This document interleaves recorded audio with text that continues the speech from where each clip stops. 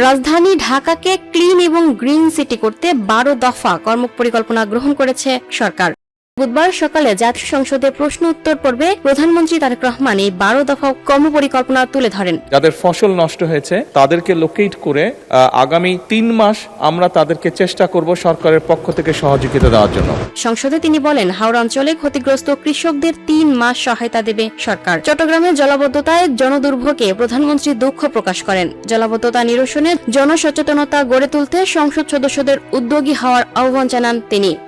সকাল 11টায় স্পিকার হাফিজ উদ্দিন আহমেদের সভাপতিত্বে সংসদ অধিবেশন শুরু হয়। অধিবেশনের শুরুতে প্রধানমন্ত্রীর প্রশ্ন উত্তর পর্বে 40 মিনিট নির্ধারিত ছিল। প্রধানমন্ত্রীর জন্য 8টি প্রশ্ন ছিল। নির্ধারিত সময়ের মধ্যে সংসদ সদস্যদের 2টি প্রশ্ন ও সম্পূরক প্রশ্নের জবাব দেন প্রধানমন্ত্রী। প্রশ্নোত্তর পর্বে কুমিল্লা 9 আসনের সংসদ সদস্য আবুল কালামের প্রশ্নের জবাবে প্রধানমন্ত্রী তারেক রহমান বলেন, রাজধানী ঢাকাকে ক্লিন এবং গ্রিন সিটি রূপে গড়ে তুলতে স্থানীয় সরকার বিভাগের আওতায় ঢাকা উত্তর ও ঢাকা দক্ষিণ সিটি কর্পোরেশনের মাধ্যমে নানা পদক্ষেপ নেওয়া হচ্ছে। নাগরিক সচেতনতা ও সম্পৃক্ততা বৃদ্ধির লক্ষ্যে সাপ্তাহিক ভিত্তিতে জনসচেতনতামূলক কার্যক্রম গ্রহণের পাশাপাশি বিশেষ পরিচ্ছন্নতা ও মশক নিধন কার্যক্রম জোরদার করা হচ্ছে। তিনি বলেন, সেকেন্ডারি ট্রান্সফার স্টেশন সমূহ আধুনিকায়নের লক্ষ্যে ল্যান্ডস্কেপিং, সবুজায়তন, সচেতনতামূলক গ্রাফিতি কাজ অন্তর্ভুক্ত করে পরিবেশসম্মতভাবে বর্জ্য ব্যবস্থাপনা করা হচ্ছে। ঢাকা দক্ষিণ সিটি কর্পোরেশন কর্তৃক কোরিয়া ভিত্তিক বেসরকারি প্রতিষ্ঠানের বিনিয়োগে মাতওয়াইল ল্যান্ডফিলকে সমন্বিত সার্কুলার ইকোনো ভিত্তিক বর্জ্য ব্যবস্থাপনা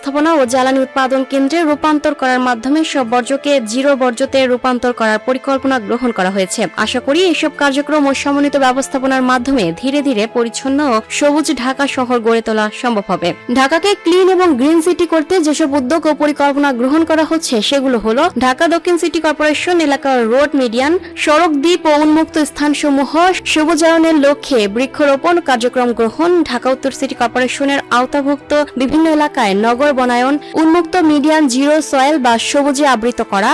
ঢাকা উত্তর সিটি কর্পোরেশনের আওতাধীন এলাকায় আগামী 5 বছরে 5 লাখ বৃক্ষরোপণের লক্ষ্যমাত্রা নির্ধারণ করা হয়েছে। মেট্রো রেলের নিচের খালি অংশে মিরপুর 12 থেকে মিরপুর DOHS পর্যন্ত এবং এলিভেটেড এক্সপ্রেস ওয়ের আব্দুল্লাহপুর থেকে ফার্মগেট নিচে খালি জায়গায় বৃক্ষরোপণ করা হবে। প্রধানমন্ত্রী তার লিখিত বক্তব্যে জানান, ঢাকাকে ক্লিন এবং গ্রিন সিটি রূপে গড়ে তোলার লক্ষ্যে পরিবেশ অধিদপ্তর কর্তৃক ঢাকা শহরের পরিবেশ দূষণ নিয়ন্ত্রণে অগ্রাধিকার দেওয়া হয়েছে। আমাদের লক্ষ্য হচ্ছে ধীরে ধীরে দেশের সকল অংশেই পর্যায়ক্রমিকভাবে এই বেসিক সুবিধাগুলোকে গড়ে তোলা। Lucky Akter, up to date news, Dhaka. সবুজায়ন সচেতনমূলক গ্রাফিতি কাজ অন্তর্ভুক্ত করে পরিবেশ সম্মতভাবে বর্জ্য ব্যবস্থাপনা করা হচ্ছে।